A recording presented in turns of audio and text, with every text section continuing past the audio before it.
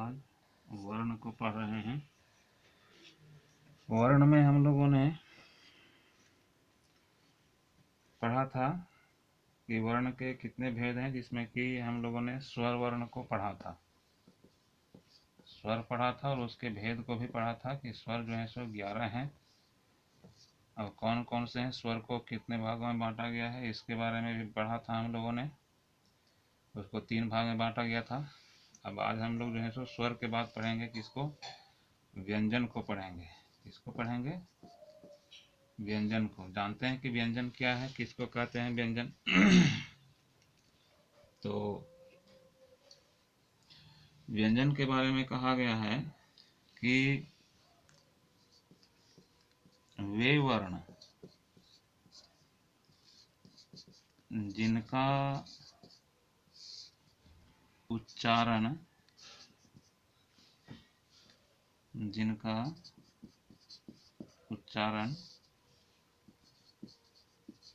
स्वर की सहायता से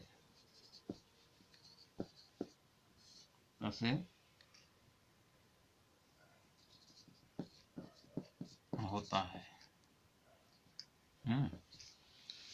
वे वर्ण जिनका उच्चारण स्वर की सहायता से होता है, अर्थात जिनके उच्चारण में स्वर की सहायता की आवश्यकता पड़ती है। अर्थात जिनके उच्चारण में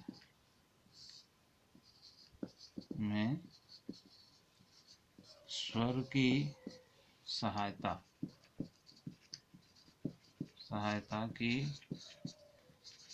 की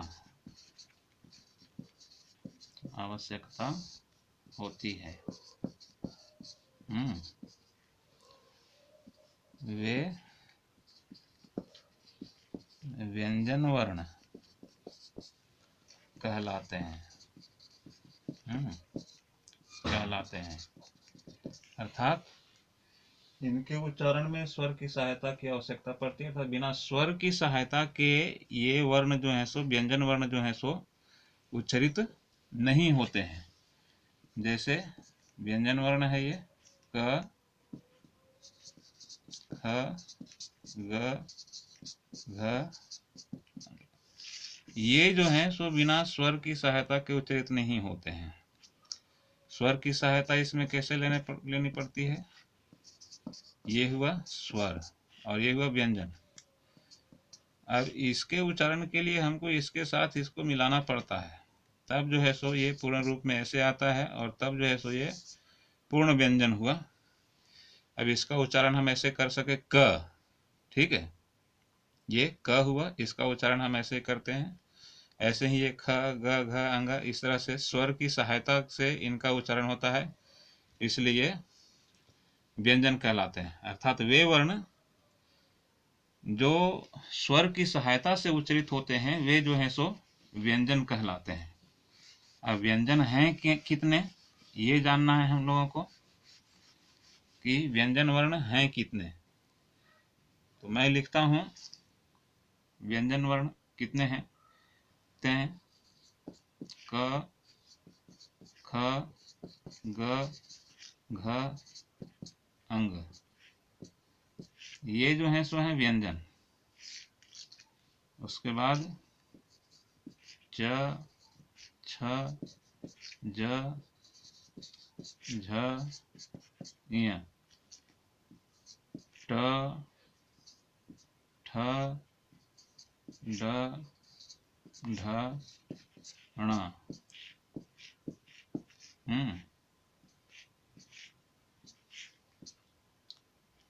उसके बाद त, थ, द, ध, न, प, ह, ब, भ, म। ये जो हैं इनकी संख्या जो है सो 25 है, ठीक है। ये जो है सो कहलाते हैं वर्गीय व्यंजन। इनको स्पर्श व्यंजन भी कहते हैं। क्या कहते हैं? स्पर्श व्यंजन। इनको स्पर्श व्यंजन भी कहते हैं। उसके बाद आता है हमारा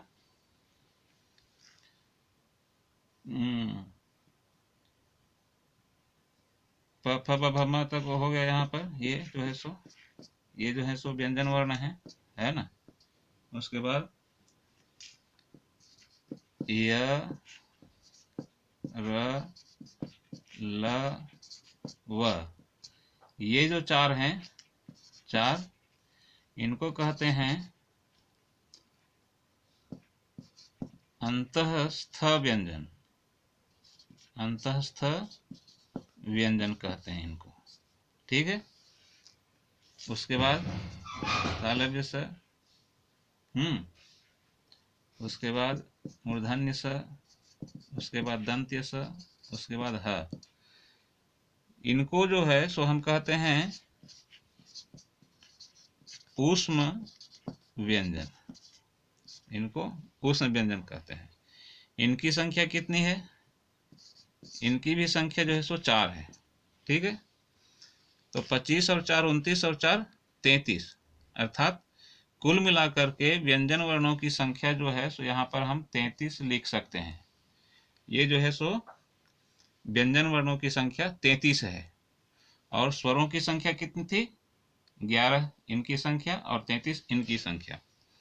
उसके बाद और भी हैं वर्ण हिंदी वर्णमाला में, जैसे कि कहा गया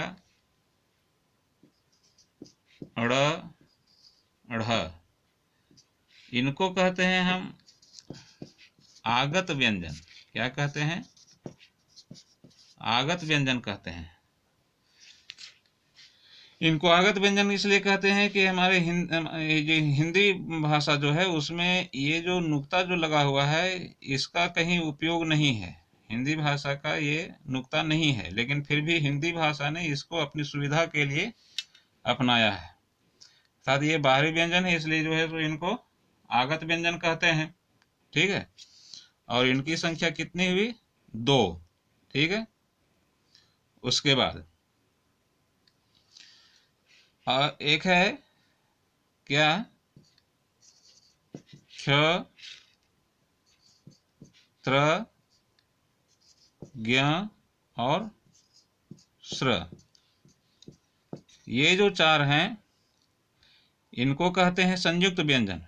ये 2 वर्णों के मेल से बने हुए हैं, जैसे क और मूर्धन्य स। उसके बाद त और र। उसके बाद ज और य। उसके बाद श और र। इन 4 को क्या कहते हैं? संयुक्त व्यंजन कहते हैं इनको क्या कहते हैं? संयुक्त व्यंजन। ठीक है। उसके बाद 2 और हैं हमारे सामने। 2 और जो हैं वो हैं अंग और अह। ये जो 2 हैं इनको कहते हैं हम अयोग वाह। इनको अयोग वाह कहते हैं। ठीक है। और इनकी संख्या जो है सो 2 हो गई। तो इस तरह से हिंदी वर्णमाला में कुल मिलाकर के कितने वर्ण हुए इनकी गिनती जो है सो हम कर लेते हैं। हिंदी वर्णमाला में कुल वर्णों की संख्या कितनी है ये गिनते हैं। यहाँ पर सबसे पहले 11 हुआ, उसके बाद यहाँ पर 33 हुआ, यानी कि ये 25 और ये 4 मिला करके जो है सो 33 हुआ यहाँ पर। उसके बाद जो है सो ये 2, उसके बाद ये 4 और फिर ये 2। अब एक क्वेश्चन उठता है कि यहाँ पर इनकी गिनती क्यों नहीं की गई है? तो व्यंजन वर्णों में इनकी गिनती क्यों नहीं की गई है? तो इनके बारे में कहा क्या कि ये जो है सो बाहरी व्यंजन है, और इनके बारे में कहा कि ये संयुक्त व्यंजन है। अब संयुक्त व्यंजन है, ये इनकी गिनती पहले से की जा चुकी है। यहाँ पर ये जो है इनकी गिनती इसमें की जा चुकी है, इसलिए इनकी गिनती यहाँ पर नहीं की गई। ठीक है। तो इस तरह से हिंदी वर्णमाला